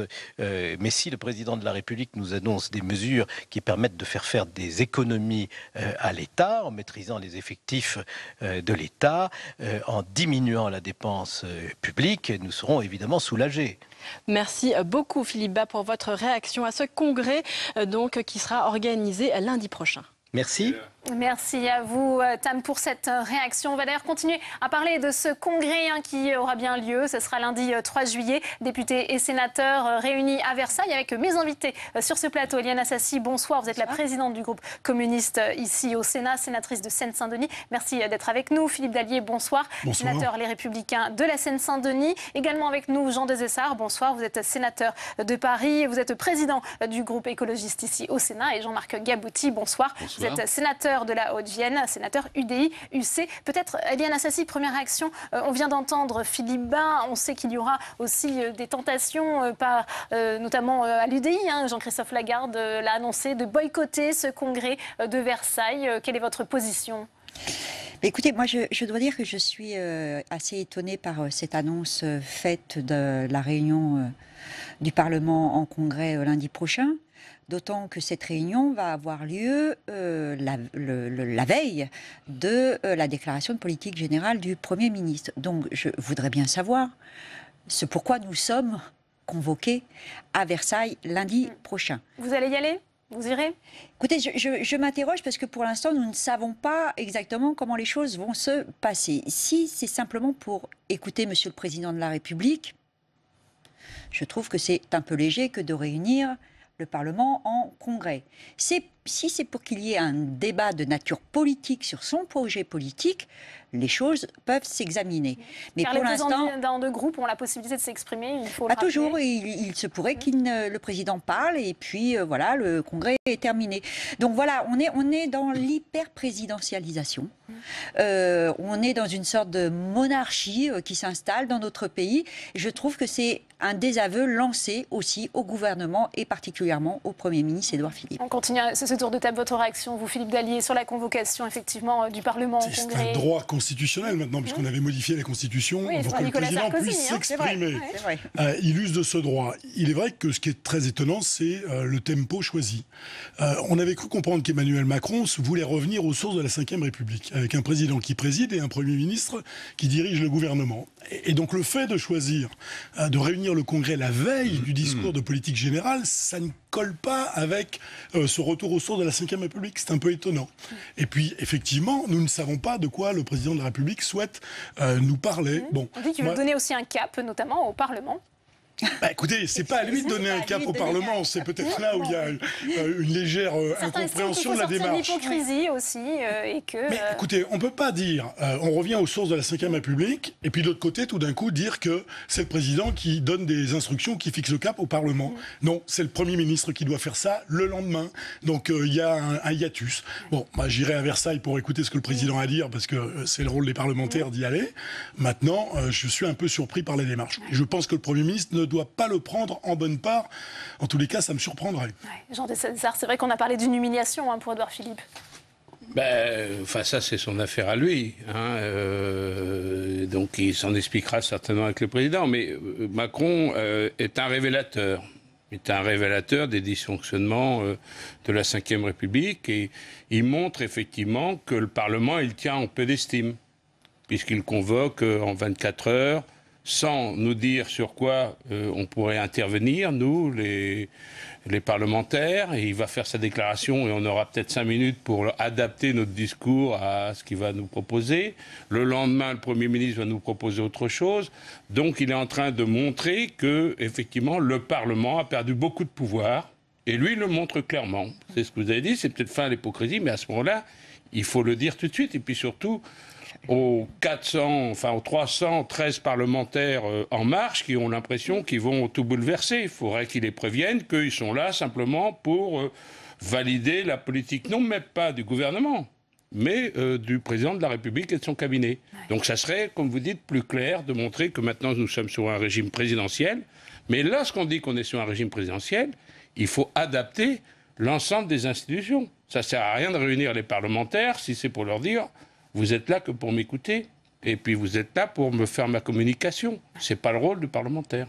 Quelle est votre position, Jean-Marc Gabouty? Ce que je le rappelais, Jean-Christophe Lagarde, le président de l'UDI, dit c'est inutile, ça coûte cher, ça rabaisse le gouvernement. Le président de la République n'a pas besoin de nous pour sa com. Écoutez, moi je ne veux pas faire de procès d'intention au président de la République. Je porterai une appréciation a posteriori, voir si effectivement c'était utile ou pas, une fois que nous aurons eu cette réunion en congrès et après la déclaration de politique générale du Premier ministre. C'est peut-être quelque chose de complémentaire.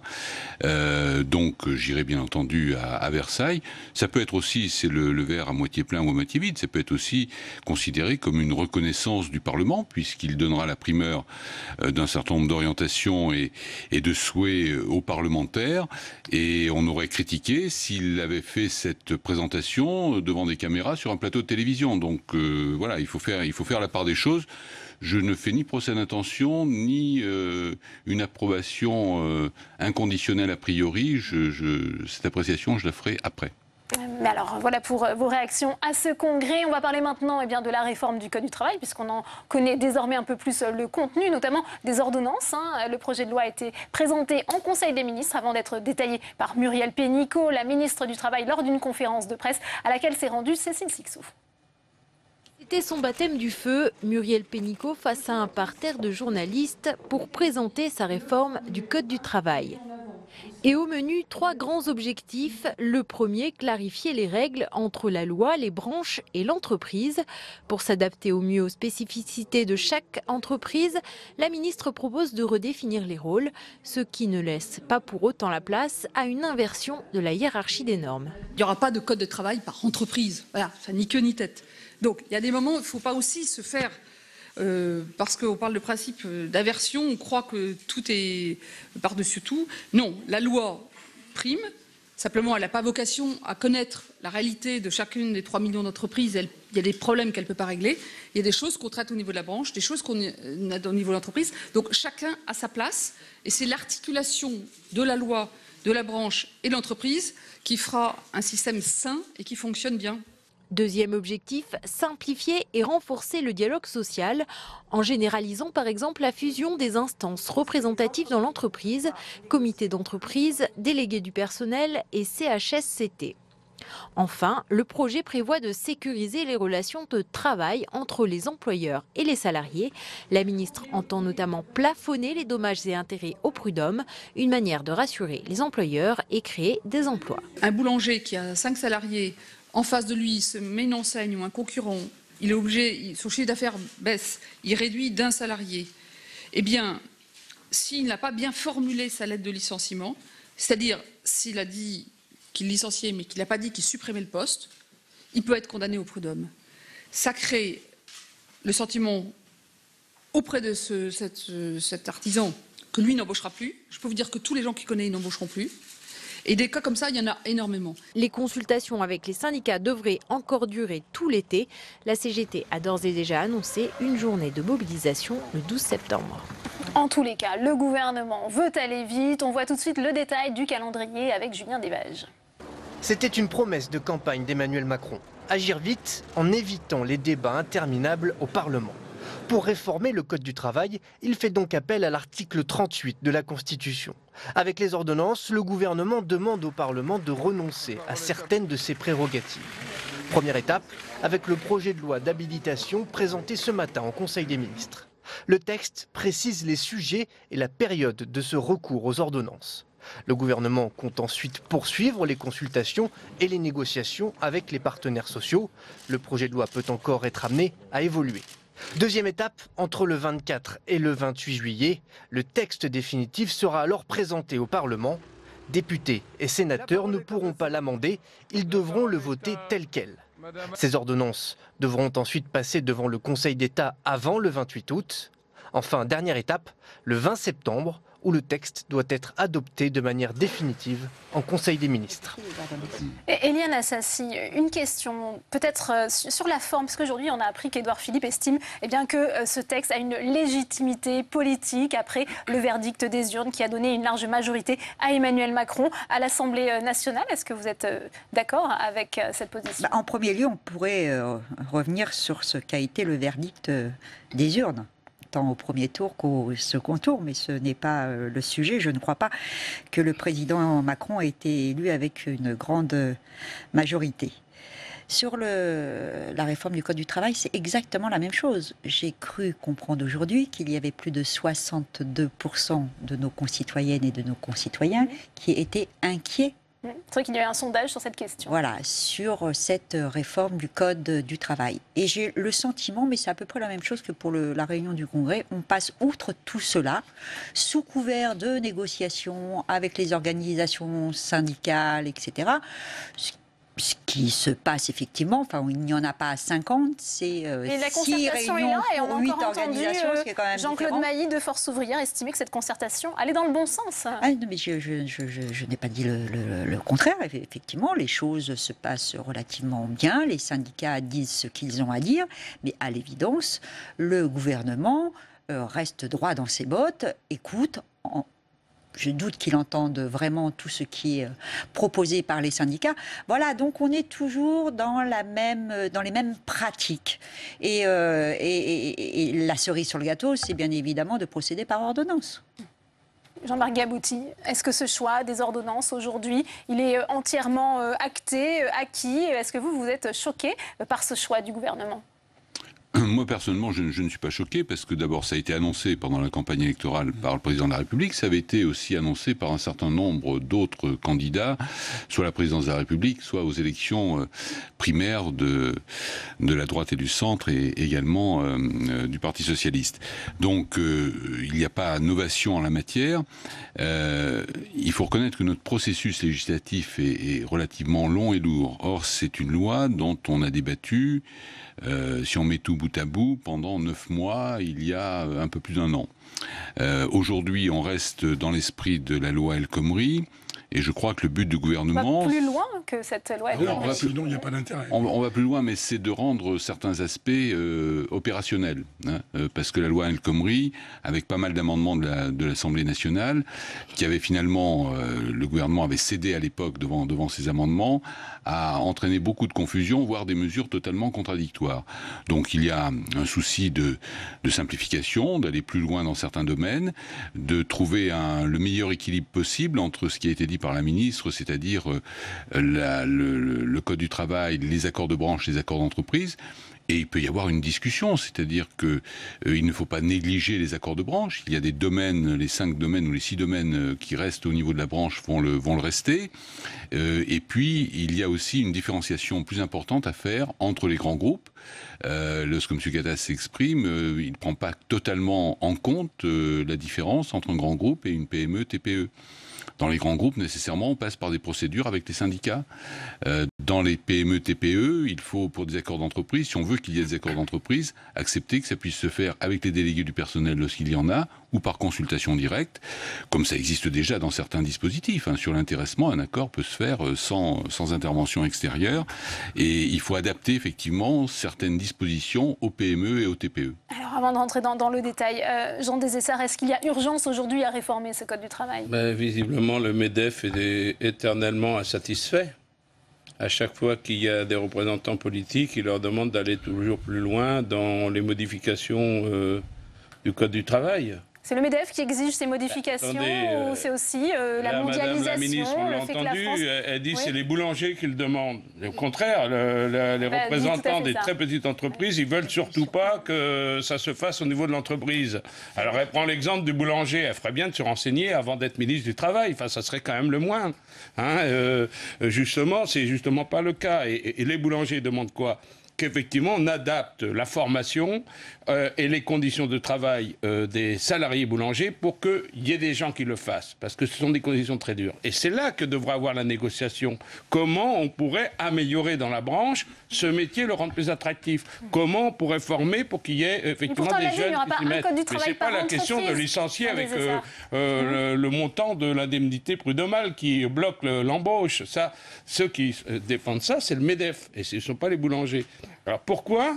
Il y a quand même des freins aujourd'hui à l'embauche, ça vous le reconnaissez, la droite l'a voté en disant que ça n'allait pas assez loin, mais elle l'a voté. Les socialistes l'ont voté, et on s'aperçoit encore qu'il faut aller encore plus loin. Et pourtant, et chers collègues, ça n'a pas été voté avec les réticences, avec l'accord de l'Assemblée, ça a été voté avec le 49-3. Donc le gouvernement a quand même bien fait passer ce qu'il voulait.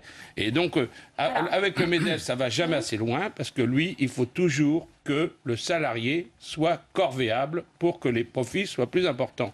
Quels sont ceux qui souffrent aujourd'hui? C'est ceux qui sont au chômage. Par contre, les patrons, et en particulier les grandes entreprises, ont toujours plus de profits. Les salaires sont de plus en plus importants et l'évasion fiscale est toujours là. C'est ça qu'il faut combattre et c'est ça qui est urgent. Si vous voulez bien. Est-ce que vous accueillez ce projet de loi par ordonnance, on l'a dit, plutôt avec bienveillance, Philippe Dallier? Écoutez, par ordonnance, ça n'est pas une surprise. Le président de la République l'avait dit pendant la campagne présidentielle, ça a été redit pendant la campagne législative, donc personne ne doit s'en étonner. Sur la loi El Khomri, tout le monde se souvient quand même qu'elle a été... Tout le monde se souvient qu'elle a été détricotée en partie par l'Assemblée nationale. On se souvient de l'épisode des frondeurs. Donc le texte a effectivement été adopté avec le 49.3, mais pour autant, il avait été assez sensiblement modifié. Mais sur le fond, Jean de César, c'est assez étonnant, voyez-vous. La France est dans une situation, et la Cour des comptes le dira demain, extrêmement difficile. Le déficit public n'a pas été réduit sous le quinquennat précédent. Le nombre de chômeurs est l'un des plus élevés d'Europe. La croissance est en panne et personne ne se demande pourquoi les entreprises n'embauchent pas. Parce qu'il ne suffit pas de décréter que les boulangers doivent recruter, que les grandes entreprises doivent recruter. Il faut quand même s'interroger. Mais attendez, ça n'est pas... Tout le monde pourrait être à peu près d'accord pour considérer que ce n'est pas un point qui crée ou qui supprime de l'emploi. C'est un contexte globalement. Or, il faut faire le constat tous ensemble, et il est difficile de dire le contraire, que nous sommes à la traîne à tous les points de vue. Pourquoi ? Donc nous pensons effectivement que sur le Code du travail, il y a encore des choses à modifier pour assouplir d'un côté, sécuriser de l'autre. On sait bien que c'est difficile et que ça génère des inquiétudes, je l'entends, de la part des Français, mais nous regarderons ce texte. Je ne veux pas utiliser le terme de bienveillance, nous jouerons notre rôle. Ceci étant dit, constructif. Non, certainement pas celui-là. Oui. Nous jouerons notre rôle, si ce n'est qu'effectivement, avec les ordonnances, on délègue notre pouvoir de législateur au gouvernement, qui nous rendra une copie, ce qui veut dire que tout va se passer dans la coulisse. Voilà. Et tout à l'heure, on parlait, vous disiez, ou le commentateur disait, ça y est, on connaît le contenu. Non, on connaît le contenant. On connaît les sujets qui sont sur la table. Maintenant, que donneront les négociations avec les syndicats? Nous n'en savons rien. Quel sera le texte qui nous sera soumis en bout de course? Nous n'en savons rien encore aujourd'hui. Eliane Assassi, Philippe Dallier le rappelait, il y a à la fois cet équilibre à trouver entre d'un côté assouplir et sécuriser, cette flexi-sécurité à la française. Est-ce que vous y croyez? Est-ce que c'est possible? Non, mais non seulement je n'y crois pas, mais je ne partage pas du tout ce point de vue. Je voudrais rebondir sur ce qu'a dit Madame la Ministre, parce que c'est assez étonnant. Madame la Ministre nous a expliqué tout à l'heure que rien n'avait marché depuis des décennies dans notre pays. C'est ce qu'elle a dit en substance, et donc il fallait réformer. Comme si le Code du travail était complètement obsolète. Or, moi, je persiste... le simplifier quand même, Eliane Assassi, clarifier. Qu'on veuille simplifier, moi je suis tout à fait d'accord à ce qu'on puisse effectivement le faire. Mais là où je ne partage pas du tout son point de vue, c'est que ce que nous prépare le gouvernement, c'est qu'elle le veuille ou non, un Code du travail par entreprise. C'est de ça dont il s'agit, avec à terme une disparition de la règle commune. Et en fait, on demande à la société tout entière de s'adapter aux desiderata du MEDEF et du patronat. Et c'est là où je ne suis pas d'accord. C'est-à-dire qu'on inverse la norme. Et je ne peux pas partager. Ça a été fait par le gouvernement précédent. Jean-Marc Gabouty. Oui, mais nous n'avons pas voté, nous n'avons pas soutenu et voté. Jean-Marc Gabouty, votre réponse à Éliane Assassi. Le Premier ministre maintenant En Marche, c'est le 313e député En Marche. Pas tous en même temps, Jean Desessarts. La parole à Jean-Marc Gabouty, peut-être. Si vous voulez, on ne peut pas débattre du fond puisqu'on définit effectivement le cadre. Donc c'est un petit peu la difficulté. Néanmoins, je pense qu'il y a une volonté de dialogue de la part du président de la République et du gouvernement, que pour répondre à certaines préoccupations, on ne le trouvera peut-être pas dans ce projet, mais pour répondre à mon collègue Jean Desessarts sur les entreprises qui font du profit. Moi, j'ai une mesure très, très simple qui ne figure peut-être pas dans le projet de loi, c'est de rendre l'intéressement obligatoire pour toutes les entreprises. Et ça apporte du pouvoir d'achat supplémentaire là où effectivement les entreprises gagnent de l'argent et en même temps baisser les prélèvements sur cet intéressement. Parce qu'au départ, l'intéressement, il y avait 0 de prélèvement et aujourd'hui, on est à 15,6, donc on l'ampute fiscalement. Donc si on veut équilibrer les choses, il faut effectivement aussi penser aux salariés, comme dans la baisse des charges qui sera un autre sujet, il y aura une baisse des charges sur la part patronale, mais également une baisse des prélèvements sur la part salariale. C'est ce que j'appelle une vision équilibrée au niveau de l'entreprise. Alors sur le projet que nous allons voir, bien entendu, tout ne sera pas pris en compte, mais je pense que, comme l'a dit Philippe Dallier, que c'est un contexte général. Il faut la confiance. La confiance, c'est 50% dans la décision d'un chef d'entreprise. C'est pas uniquement des mesures techniques. Et je crois qu'il faut rendre cette confiance aux chefs d'entreprise, en particulier. Alors je parle surtout des PME et des TPE, pourquoi ? Parce que les grands groupes ont des moyens de négocier, de trouver des dispositifs, ils en usent, parfois même ils peuvent en abuser, ce sont des choses qui arrivent. Au niveau TPE-PME, il faut rendre la relation facile, directe, confiante, et je crois que c'est là qu'est la source de création d'emplois dans notre pays, et cette loi doit y contribuer, parce que le but c'est effectivement de créer des emplois, d'avoir une économie plus performante. C'est le seul objectif que tous on poursuit, avec des visions certes différentes. Alors sur l'équilibre des branches, moi personnellement, j'avais trouvé les accords types de branches, c'était une excellente idée du précédent gouvernement, de la loi El Khomri. En même temps, sur la majoration, vous voyez par exemple sur la majoration des heures supplémentaires, il y a entre la CGPME par exemple et certains syndicats, il y a un accord en disant la majoration des heures supplémentaires doivent rester au niveau de la branche. C'est quelque chose que personnellement j'approuve. Moi je suis sur cette thèse-là pour des raisons qui sont trop longues à expliquer. Mais voilà, il faut essayer d'adapter en fonction de la taille des entreprises, parce que les grands groupes et puis le boulanger ou la PME, il faudra TPE, moins de 50 salariés, c'est pas le même problème. C'est pas le même problème. Ce qui doit être bien négocié au niveau de l'entreprise, négocié au niveau de la branche, jusqu'où êtes-vous prêt à aller ? Mais tout d'abord, on voit très bien les questions qui sont posées. La question de mon collègue de dire l'intéressement des salariés, la participation des salariés au conseil d'administration, le fait qu'on aille vers une gestion des salariés plus importante. Enfin, franchement, c'était obligatoire de le passer par ordonnance, ces questions-là. Enfin, on pourrait prendre le temps d'en discuter. Enfin, là, qu'est-ce ça a été rappelé, il y a eu ce traumatisme aussi de la loi El Khomri. On a passé de 9 mois et ça a fini par le 49 points. On a un gouvernement de gauche qui est allé contre ses électeurs. Il l'a vu d'ailleurs. Il s'en est parmi. On l'a prévenu. On lui a dit, faites attention, vous allez contre le peuple de gauche et contre les salariés. Ils ne vous voteront pas pour vous. C'est ce qui s'est passé. J'en suis le premier défait à plusieurs titres. Mais on l'a prévenu, le gouvernement. Je me rappelle avoir dit à El Khomri, pourquoi vous faites ça 6 mois avant les élections ? Pourquoi vous faites une loi qui met les gens dans la rue avant des élections ? Vous allez appeler les gens de gauche à voter pour vous. Il faut reconnaître quand même que les gens, ils sont quand même bizarres. Oui. Et surtout que c'est l'inverse de ce qui avait été annoncé. Alors que pour Emmanuel Macron, il a annoncé la couleur, il a été élu. Alors que Philippe Dallier, annoncé l'inverse. votre réaction, parce qu'on arrive bientôt au terme de ce débat. Allez-y. La couleur qui était annoncée, c'était la oui, crainte du Front National. Jean de César, la seule question qui vaille, c'est est-ce que c'est bon ou pas pour l'économie du pays, pour les entreprises et pour les salariés. La question n'est pas de savoir à quand est la prochaine échéance électorale et si on va aller contre son électorat ou pas.